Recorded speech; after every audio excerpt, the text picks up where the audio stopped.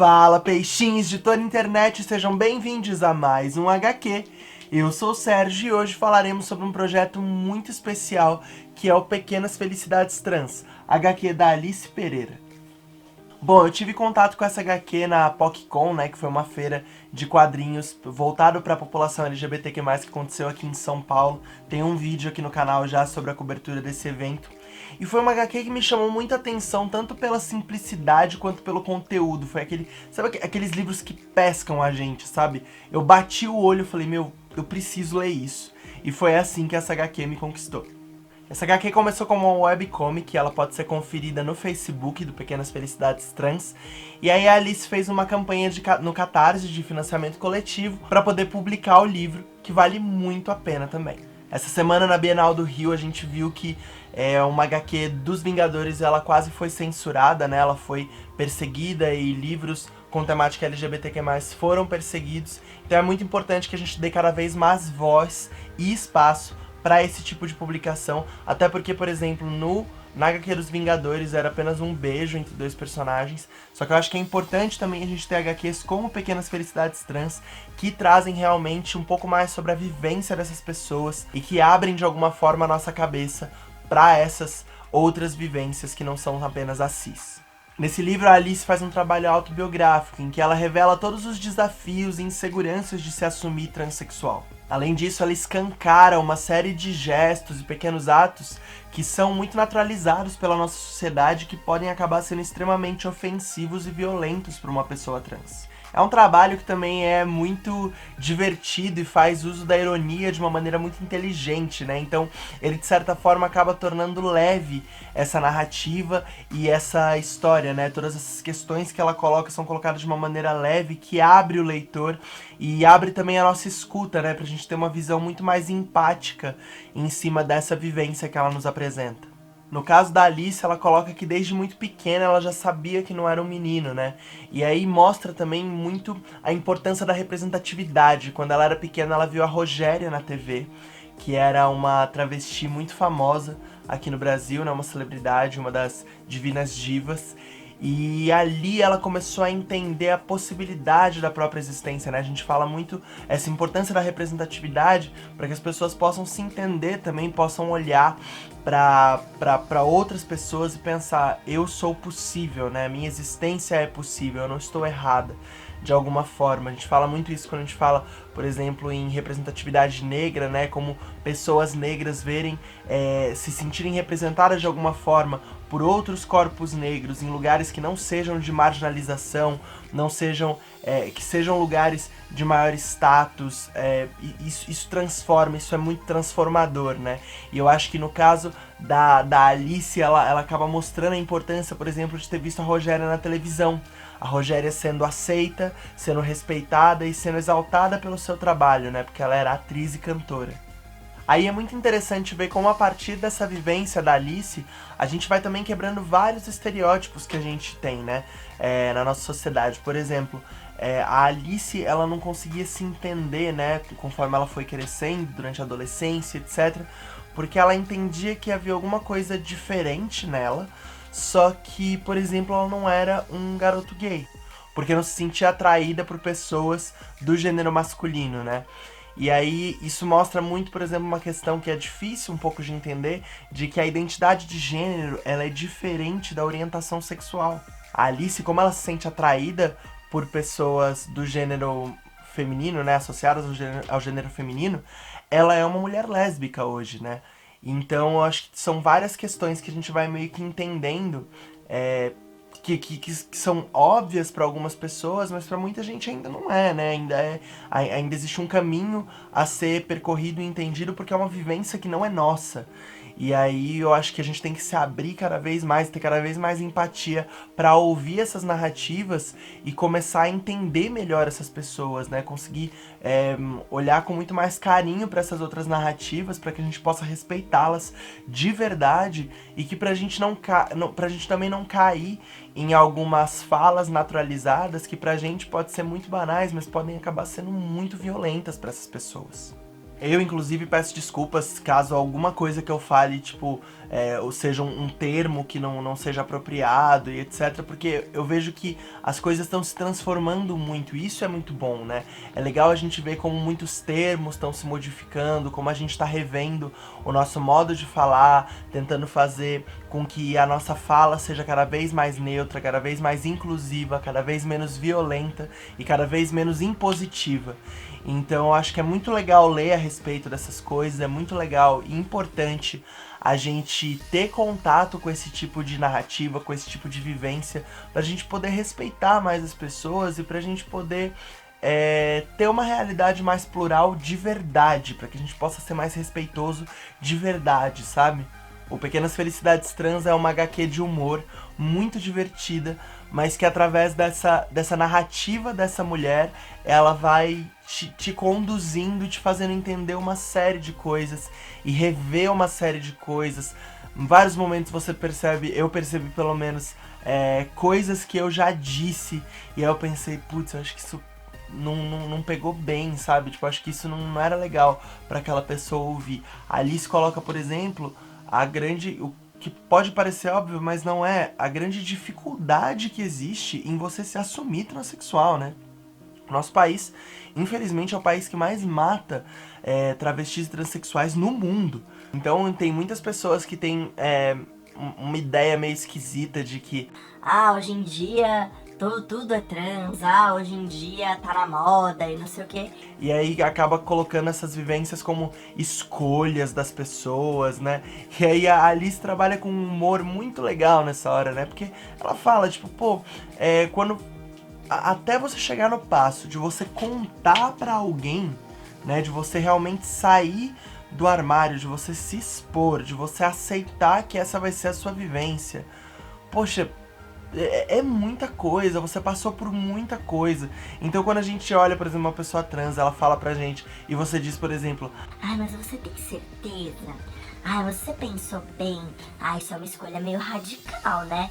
tipo, é óbvio que isso já passou milhares de vezes pela cabeça da pessoa, sabe? É uma vivência muito difícil, é uma realidade muito dura, muito intolerante. Então se a pessoa... só que chega uma hora que as pessoas não conseguem mais viver dentro disso, né? Não conseguem mais se amputar tanto, né? Abrir tantos buracos em si pra se encaixar dentro da sociedade, elas têm que aceitar quem elas são, elas têm que abraçar a própria identidade. E então realmente existe muitas dificuldades, muita insegurança, um processo muito longo até a pessoa conseguir dizer, né, conseguir se abrir para realmente abraçar a própria identidade. Então existem uma série de preconceitos que a gente tem que rever. Existe um manifesto de representatividade trans que vale a pena ser conhecido, é muito legal. E uma carta aberta das atrizes e atores trans também, falando um pouco sobre a importância da representatividade. A Alice coloca nessa HQ um pouquinho sobre o que é transfake e sobre os problemas disso, né, de um ator cis usar dos seus privilégios para fingir que tá dando voz para a população trans. Porque a gente até chega a pensar, mas é legal que esses personagens estejam aparecendo, estejam sendo colocados em foco. Mas é porque não é uma representatividade real, né? Na verdade você tá pegando um ator que não tem essa vivência, não chegam nem perto da vivência de uma pessoa trans, não chegam nem perto de você entender como que é esse corpo no espaço público, esse corpo perante a família, perante a sociedade, perante as amizades, perante todo mundo, né? Então vale muito a pena ler a carta e ler o manifesto que essas artistas e esses artistas fizeram, porque é muito legal o que eles colocam, assim, né? Eles pediram uma coisa muito simples, para que nos próximos 30 anos pessoas cis não interpretem pessoas trans, para que elas possam ter espaço, né? Porque eu acho que o sonho é que uma pessoa trans possa interpretar qualquer personagem, sabe? Que um cara trans possa fazer Romeu, que uma mina trans possa fazer Julieta, que a gente possa ter, tipo assim, que a gente possa realmente olhar pro teatro como algo plural de verdade, porque a gente fica nessa ideia de que, mas então é censura porque o ator pode fazer o que ele quiser. E a gente sabe que isso não é verdade, né? A gente sabe que a gente ainda olha, que a sociedade ainda olha torto pra personagens, pra protagonismo negro, pra protagonismo feminino. Quando você coloca vou usar um exemplo clássico mesmo, tá? Tipo, por exemplo, se você coloca um ator negro pra fazer Hamlet, o diretor vai ser questionado por que ele colocou o ator pra fazer o Hamlet. Se você coloca uma atriz negra pra fazer a Julieta, ou uma atriz trans pra fazer a Julieta, vão querer saber qual é a proposta estética, qual que é o discurso da peça, não sei o que. E às vezes você só tá colocando uma atriz ou um ator pra fazer um personagem, né?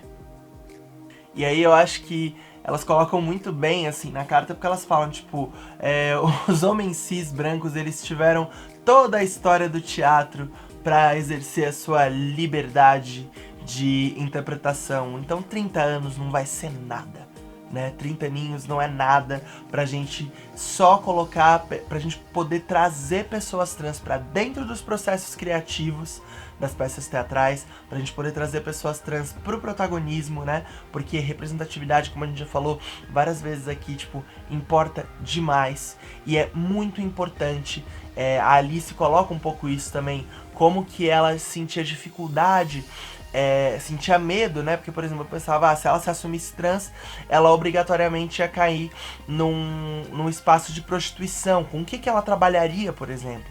Porque a gente sempre vê a população trans, sempre via, porque eu acho que a gente passos lentos, mas estamos lá, né? Estamos chegando lá. O corpo trans, ele era muito associado à prostituição. E graças a Dionísio, as deusas, a gente tá realmente começando a ver essa população trans em outros lugares. E é importante que a gente veja cada vez mais médicas e médicos trans, advogadas e advogados trans, pessoas em situação de destaque que sejam transexuais. Claro, enquanto a gente não consegue derrubar o capitalismo, né? Porque o capitalismo também é causador de grande parte dessas opressões, mas não vou entrar nesse mérito. Então eu acho que a gente tem que começar a se abrir também, sabe? Eu acho que a gente tem que se abrir ao diálogo, entender todos os nossos privilégios e abrir espaço para que essas pessoas trans possam sim se inserir cada vez mais dentro do mercado de trabalho e se inserir cada vez mais nas artes também. E porque como a gente já fala muito aqui, as artes operam diretamente no imaginário. Quando a gente cria um imaginário, né, um imaginário comum para as pessoas, é muito legal que esse imaginário seja cada vez mais plural, que a gente tenha essas pessoas em posição de destaque nesse imaginário, para que a gente possa justamente combater questões como, por exemplo, a infância da própria Alice, em que ela não entendia onde seu corpo poderia se encaixar dentro da sociedade. E aí ela viu um vislumbre na existência da Rogéria, né? Eu acho que isso fala muito sobre o imaginário. Quando você consegue observar uma outra vivência que torna o seu corpo possível dentro da sociedade. Eu acho que isso é muito potente nessa questão do imaginário, né? Como você pode realmente naturalizar uma vivência, você pode tornar esse corpo possível de verdade, e não só sempre colocado para discutir a questão da violência, a questão das dores da existência e tudo mais, porque a realidade ela já é dura o suficiente. Vamos então para o nosso gráfico de riscos, iniciando pelo risco de paralisia, o risco de você ficar completamente travado na mesma página por horas observando os detalhes e a riqueza de uma arte incrível, e vai uma nota 7 de 10. É uma HQ com uma arte muito simples e muito concisa, e isso é muito legal. Ela não vai te paralisar, te fazer ficar olhando detalhes, porque é tudo muito estilizadinho, num lugar muito legal, que ajuda a história, né? Ajuda um pouco a ironia que a Alice traz, ajuda a criar imagens muito bonitas das metáforas que ela faz com a própria vivência, com o sair do armário, se redescobrir e se rever. Então é uma HQ que ela não tem uma arte super rebuscada e elaborada, mas que cumpre muito bem o papel de trazer essa leveza para essa história e essa diversão que ela propõe nessa história. Próximo risco, o risco de contrato eterno, o risco de você ter que ler uma infinidade de HQs para completar essa história, e vai uma nota 3 de 10. É uma HQ que tem um início, um meio e um fim. Ela se propõe a contar essa história da transição da Alice até ela chegar onde ela tá hoje. e eu sinto que não tem muito espaço para continuações. Uma HQ rapidinha, então o contrato eterno não vai se estender. Próximo risco, risco de fandom, risco de surgirem milhares de fanfics, fanarts, adaptações desse universo, foi uma nota 6 de 10. Por ser uma HQ autobiográfica, eu acho que ela traz muito esse lugar do partilhamento da própria vivência, né? Então não abre tanto espaço para que se criem fanfics com essas personagens ainda, ou que se façam muitos redesenhos, mas eu acho que tem mais é que fazer muitas fanarts da Alice, porque ela é uma pessoa incrível, e a história dela vale muito ser contada e recontada. Mas eu espero que dou essa nota 6, porque ainda espero que ela inspire as pessoas a escreverem as próprias histórias. Que as fanfics de Pequenas Felicidades Trans possam ser vivências próprias das pessoas, colocadas dentro desse modo que a Alice decodifica no livro, né? Porque eu acho que pode ser um modo muito legal de você se entender, de você se colocar perante a sociedade, perante as suas próprias pequenas vitórias diárias.